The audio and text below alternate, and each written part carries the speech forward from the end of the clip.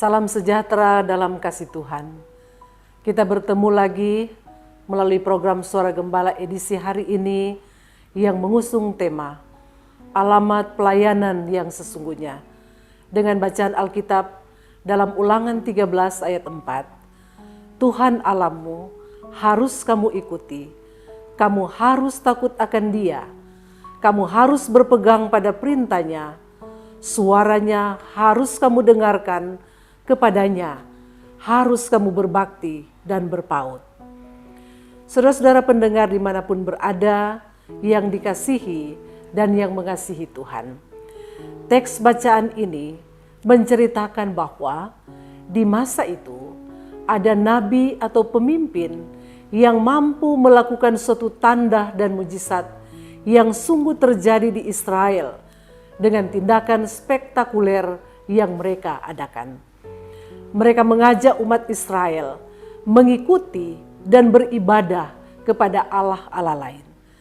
Tetapi siapapun mereka, baik dari kalangan pemimpin maupun umat atau keluarga atau siapapun yang mengajak seluruh penduduk untuk beribadah kepada Allah bangsa lain, harus dihukum mati dengan cara dirajam dengan batu. Mengapa Allah menghukum para penyesat ini?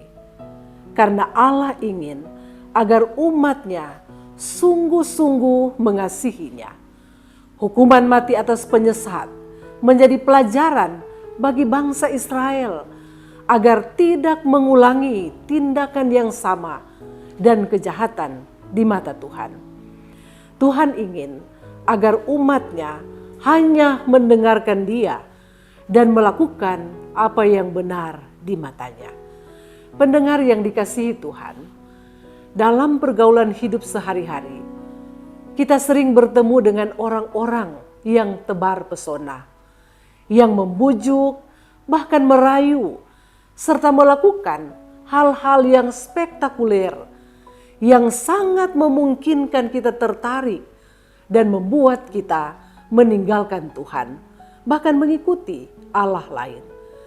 Penyesat semacam itu bisa saja benar-benar membuat kita terpesona karena tanda atau mujizat yang ia janjikan benar-benar terwujud. Dari bacaan ini kita diingatkan supaya kita berhati-hati. Firman Tuhan berpesan agar hanya Dia saja yang kita ikuti. Dia yang harus kita takuti.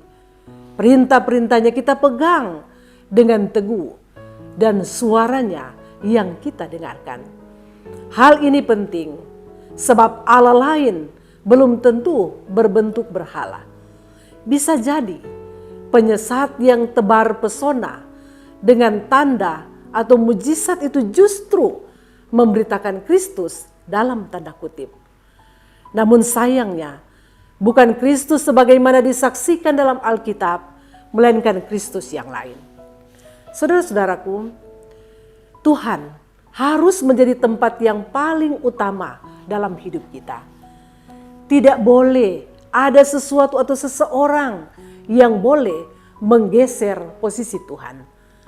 Karena itu Allah melarang dengan keras hal penyembahan terhadap ilah lain.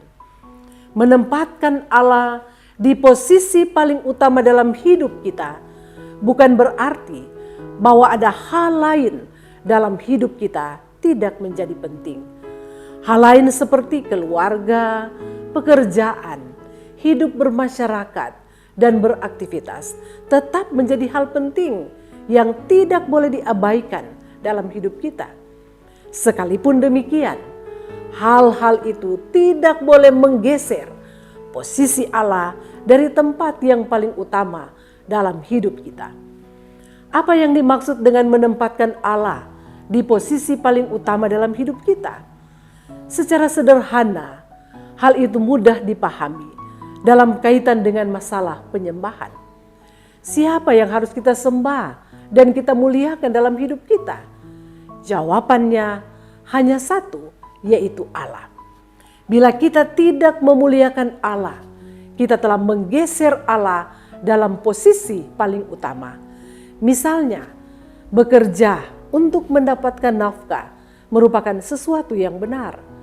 Akan tetapi, bila pekerjaan kita membuat kita melakukan dosa dan membuat kita tidak memuliakan Allah, bahkan membuat kita tidak menghormati kehadiran Tuhan dalam pekerjaan kita, itu berarti kita sudah menggeser posisi Allah dari tempat yang paling utama.